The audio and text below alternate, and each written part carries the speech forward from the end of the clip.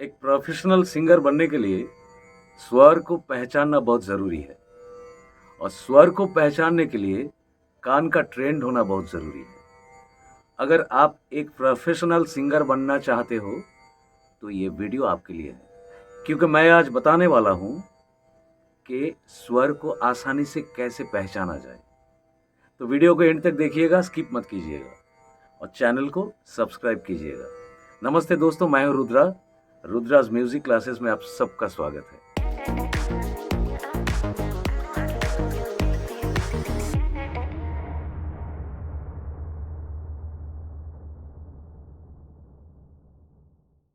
स्वर किसे कहते हैं और स्वर की ज्ञान कब आता है? स्वर उसे कहते हैं जिसे इंडियन क्लासिकल में कहा जाता है सा रे गा मा पा धा नी सा,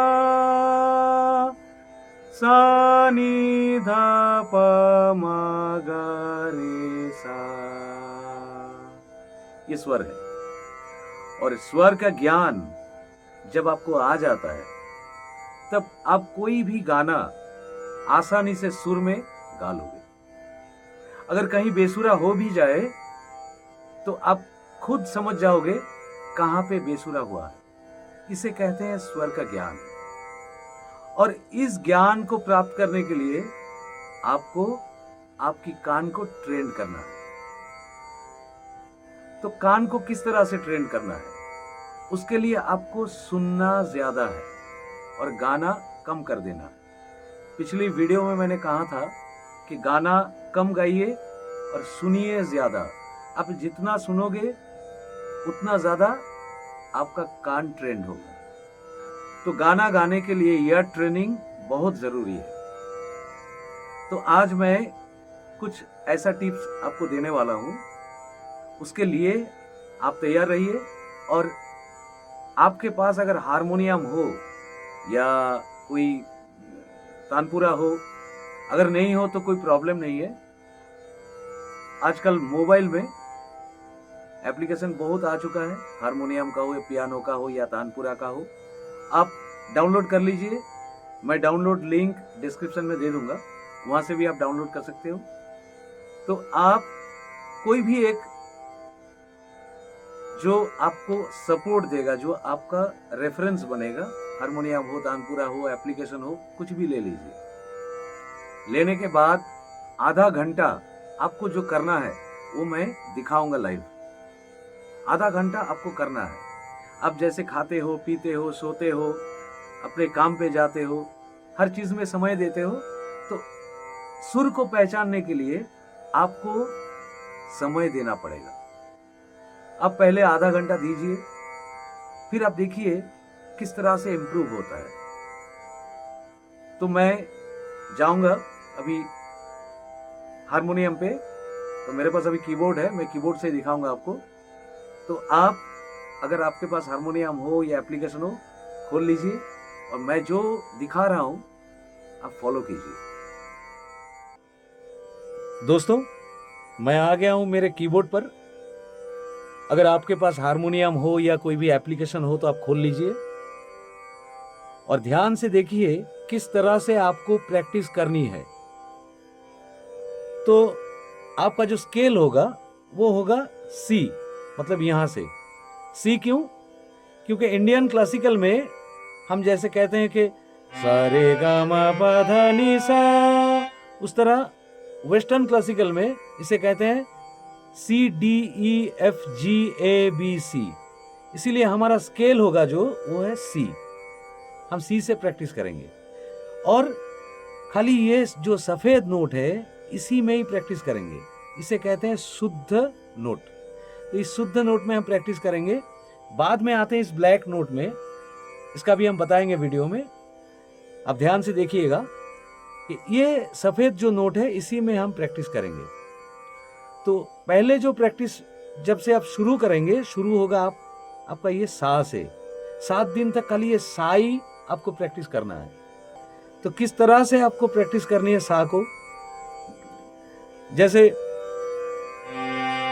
सा को आपने दबाया और ब्रीथ अपने अंदर में पूरा ले लिया, जो ब्रीदिंग है वो पूरा आपके अंदर में डाल लेना है और धीरे धीरे ब्रीदिंग को छोड़ना है, ब्रीथ को धीरे धीरे छोड़ना है सा बोलते हुए। ठीक है, इसे कहते हैं सिंगल ब्रीथ प्रैक्टिस। आप पूरा सांस को अंदर में डाल लेते हैं, फिर एक ही बार में एक ही नोट्स में पूरे सांस का यूज करते हैं। ठीक है, तो वो किस तरह से करनी है, जैसे आप सा को दबा लिए, सा का साउंड आ गया, अभी इसी साउंड का आपको फॉलो करनी है। आपको फॉलो करके सा को धीरे धीरे पूरा ब्रीथ लेके धीरे धीरे छोड़ना है और बोलना है। जैसे पूरा सांस ले लिया, सा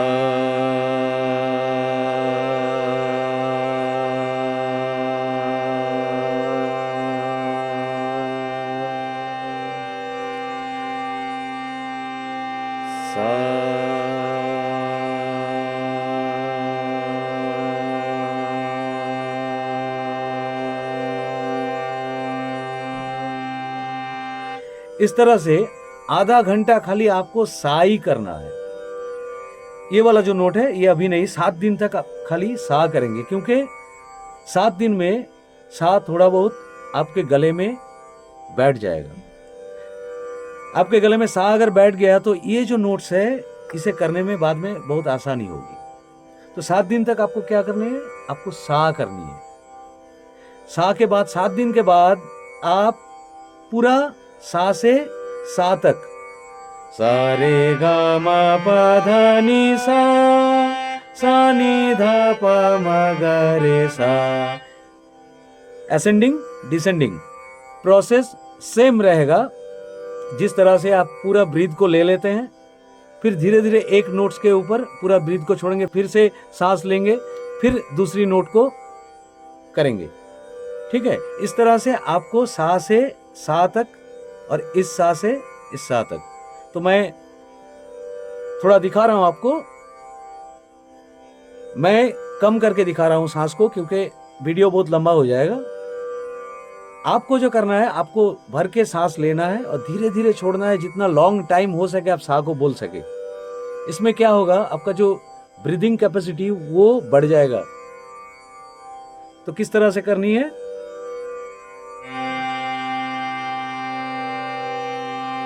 सा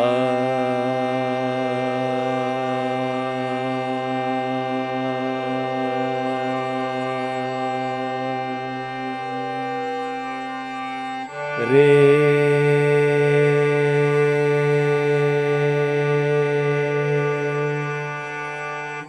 गा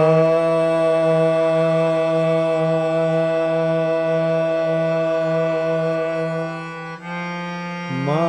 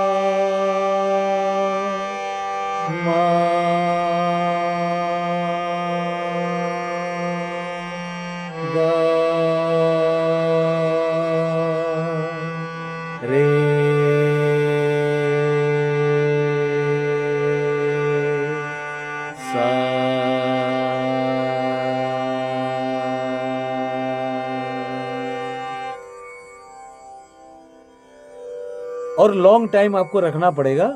सा रे गा मा पा धा नी सा, सा नी धा पा मा गा रे सा, ये शुद्ध नोट में आपको 1 महीना तक इसको प्रैक्टिस करनी है।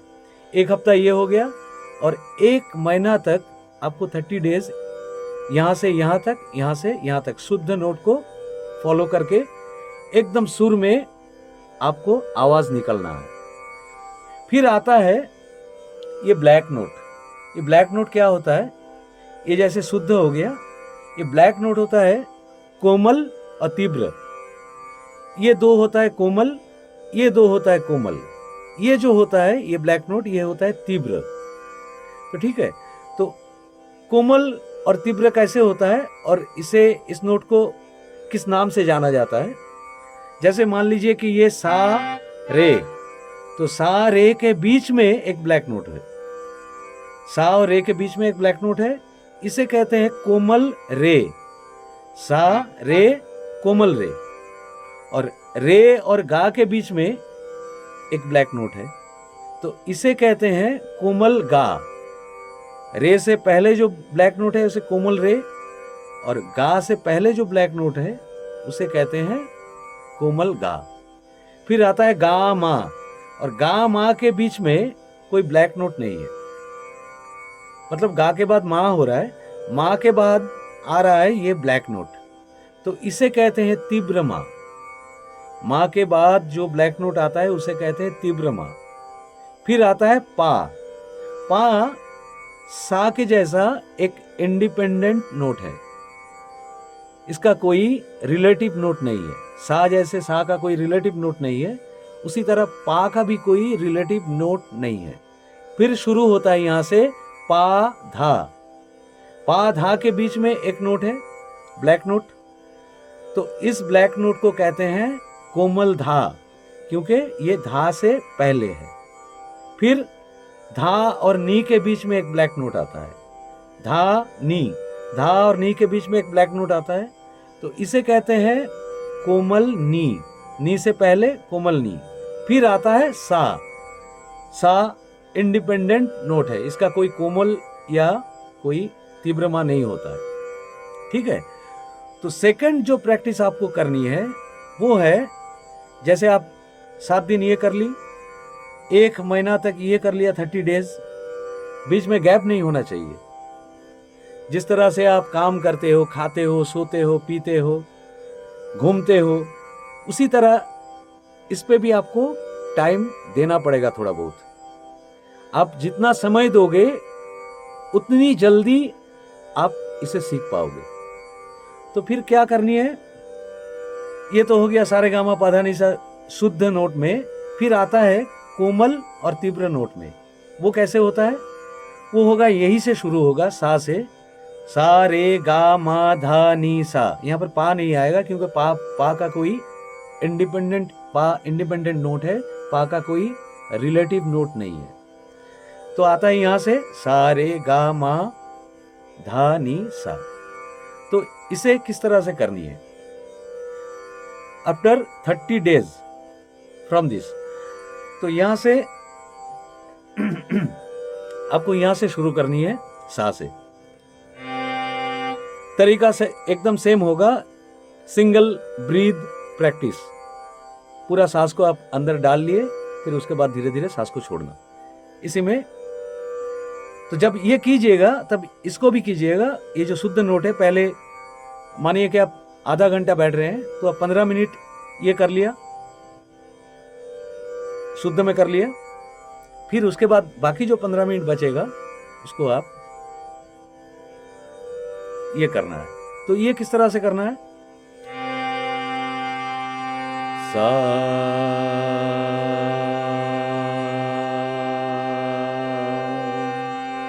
रे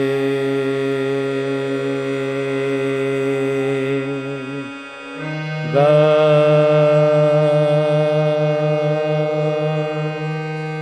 मा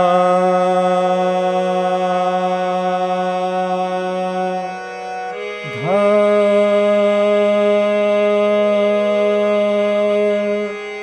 नी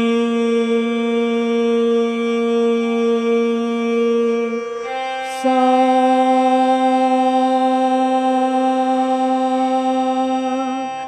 सा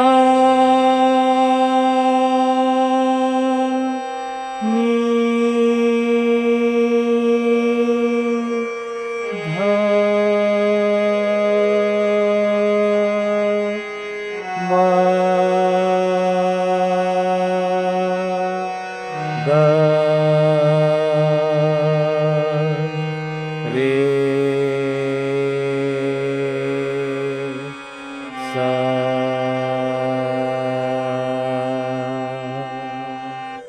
15 मिनट ये हो गया, फिर बाद में 15 मिनट यहाँ से कोमल और तीव्र को लेके आपको करनी है। तो आप जितना समय दोगे उतनी ही जल्दी आपको फल मिलने वाला है। तो ये था बेसिक एक प्रैक्टिस। इसके बाद बहुत सारा प्रैक्टिस है, मैं एक एक करके वीडियो लाऊंगा। तो दोस्तों, मुझे उम्मीद है कि आप समझ गए होंगे किस तरह से आपको प्रैक्टिस करनी है। और अगर ये वीडियो आपको अच्छी लगी तो कमेंट में ज़रूर लिखना और चैनल को सब्सक्राइब ज़रूर करना, ताकि अगला जो प्रैक्टिस है वो वीडियो आप तक पहुंच सके। तो ठीक है, आज के लिए इतना ही है। फिर मिलते हैं अगले वीडियो में। नमस्ते, जय हिंद।